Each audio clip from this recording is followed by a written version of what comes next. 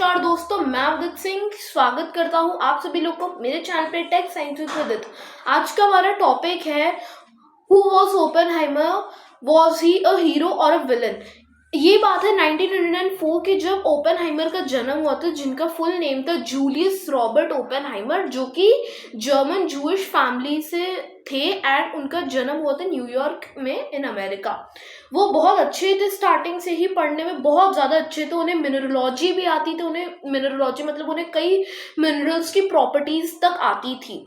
And उन्होंने 12 साल की एज में हार्वर्ड भी पढ़ने वो गए थे and he was a expert in physics. And उन्होंने रियलाइज भी किया कि उनका रियल पैशन है फिजिक्स। एंड उन्हें ये तक पता चला कि उनका रियल पैशन है फिजिक्स। देन उन्होंने 22 साल की एज में वो फिर से गए थे यूनिवर्सिटी पढ़ने एंड उन्होंने 4 साल की डिग्री को 3 साल में ही कंप्लीट कर लिया। He was a topper in his class and वो अपने भाई से भी ज़्यादा बातचीत नहीं करते थे और उन्हें पॉलिटिक्स में भी कोई इतना ज़्यादा इंटरेस्ट नहीं था। एंड उन्होंने अपने भाई से एक दिन ये तक बोला कि I need physics more than friends. Okay, उसके बाद ही जब 1930s की बात है, जब वर्ल्ड वॉर 2 शुरू हुई थी और जब हिटलर का राइज हो रहा था, एडोल्फ हिटलर का जब राइज हो रहा था, तो जब उन्हें ये तक पता चला कि जब जर्मन जूइश पे अत्याचार हो रहे थे, तो उन्होंने सोचा कि नहीं, अब मुझे पॉलिटिक्स पे ध्यान देना चाहिए, पॉलिटिक्स इज ऑल्सो इम्पॉर्टेंट। तो उन्होंने क्या किया कि कई सारे लेबर्स, मैसन्स को डोनेट तक किया, अनस्किल्ड लेबर्स को कई सारे पैसों को डोनेट तक किया। एंड और कई सारे मतलब साइंटिस्ट जर्मनी से अमेरिका भी आए थे, जैसे एल्बर्ट आइंस्टाइन, लियो सिलार्ड, एडवर्ड टेलर सॉरी। तो उसके बाद जब एल्बर्ट आइंस्टाइन और लियो सिलार्ड आए थे, तो उन्होंने अमेरिकन प्रेसिडेंट को एक लेटर लिखा, also known as Franklin D Roosevelt, America के प्रेसिडेंट। उन्होंने उसमें ये बातचीत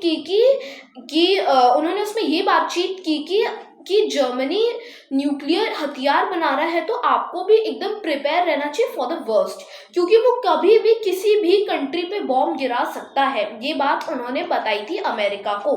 तो अमेरिका ने तुरंत कई सारे साइंटिस्ट, रिसर्चर्स को कलेक्ट किया और आर्मी कॉर्प्स ऑफ इंजीनियरिंग को भी फ्रैंकलिन डी रूजवेल्ट ने इनवाइट किया उनके मिशन में। तो उसके बाद उन्होंने अपना ऑफिस है, उन्होंने वो भी हेडक्वार्टर 18th फ्लोर पे मैनहट्टन में शिफ्ट कर दिया था, नॉर्थ अटलांटिक अमेरिका।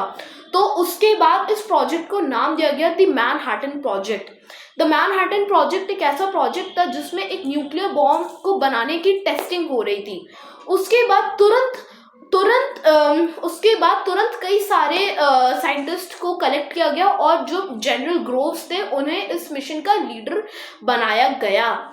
उसके बाद तो पहले कुछ रिसर्चर्स ने पहले वो चाहते थे कि पहले तो यूरेनियम 238, जो कि यूजुअली नेचुरली फाउंड होता है, उसमें से यूरेनियम 235 को सेपरेट करें। तो इसे सेपरेट करने के 4 मेथड निकाले गए थे: gaseous diffusion, electromagnetic separation, centrifuge and liquid thermal diffusion. इसमें 2 मेथड कामयाब रहे, gaseous diffusion and liquid thermal diffusion. Gaseous diffusion में क्या होता है कि यूरेनियम हेक्साफ्लोराइड को पोरस मेम्ब्रेन से पास किया जाता है, जिसमें से जो लाइटर होता है, जैसे लाइटर जो यूरेनियम 235 वो लाइटर होता है तो वो पास हो जाता है, बट यूरेनियम 238 हेवियर होता है तो वो पास नहीं हो पाता। That's why, this is the reason. तो वो फिल्टर आउट हो जाता है। और इलेक्ट्रोमैग्नेटिक सेपरेशन में बहुत बड़े बड़े से मैग्नेट्स होते हैं, जिनमें से यूरेनियम 235 और यूरेनियम 238 को सेपरेट आउट किया जाता है। तो ये तो पता चल गया। अब एक और एलिमेंट को डिस्कवर किया जिसे हम बोलते हैं प्लूटोनियम 239। प्लूटोनियम बनता है एक हाइड्रोजन के आइसोटोप को जब हम बॉम्बार्ड करते हैं यूरेनियम 238 से, तब वो बन जाता है प्लूटोनियम 239। और ये तक पता चला था कि वो ज़्यादा रेडियो एक्टिव भी और वो बहुत ज़्यादा स्ट्रॉन्ग भी है, बहुत ज़्यादा स्ट्रॉन्ग भी है यूरेनियम 235 से भी। अब ये तो हो गया हमारा सेपरेट आउट। अब जनरल ग्रोव्स चाहते थे एक रिमोट लोकेशन जहां पे इन बॉम्ब्स की तैयारी की जाए। तो वो लोकेशन थी Pecos Valley in New Mexico in America, जहां पे ओपेनहाइमर ने अपनी गर्मियों को बहुत अच्छे से बिताया था।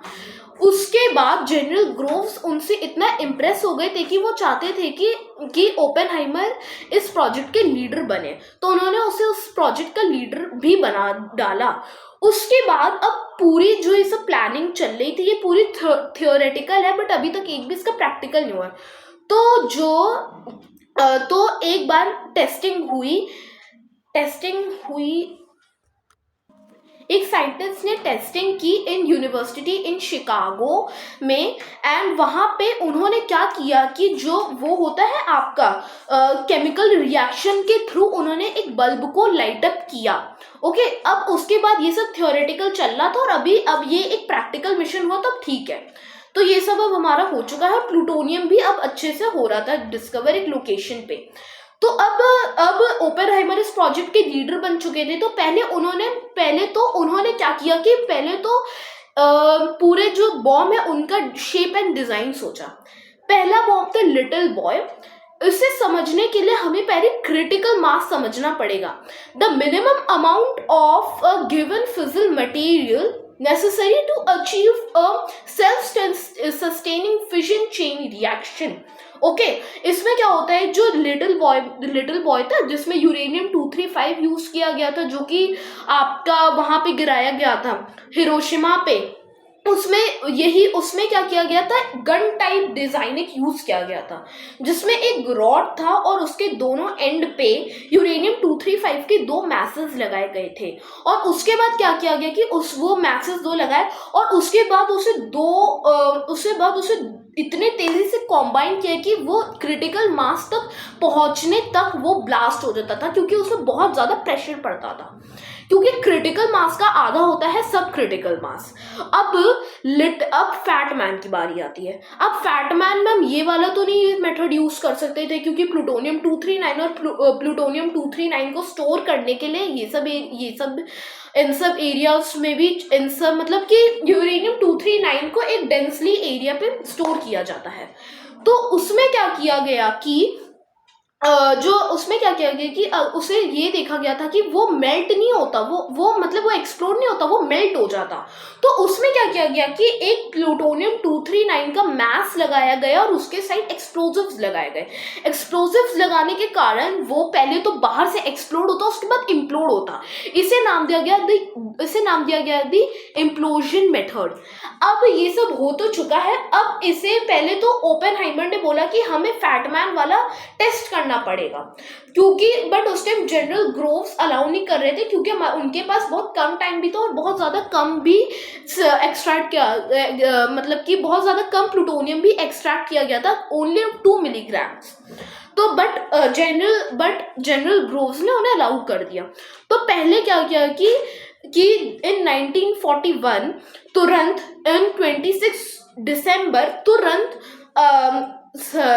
सुबह के 5:30 बजे इन न्यू मैक्सिको के रेगिस्तान में तुरंत एक बहुत बड़ा सा टावर खड़ा किया, जिसमें 100 फीट से वो बॉम्ब गिराया गया, जिसे आज हम बोलते हैं ट्रिनिटी टेस्ट। उसमें जैसे ही गिराया गया, उसमें 12 से 13 किलोमीटर बड़ा मशरूम क्लाउड फॉर्म हुआ।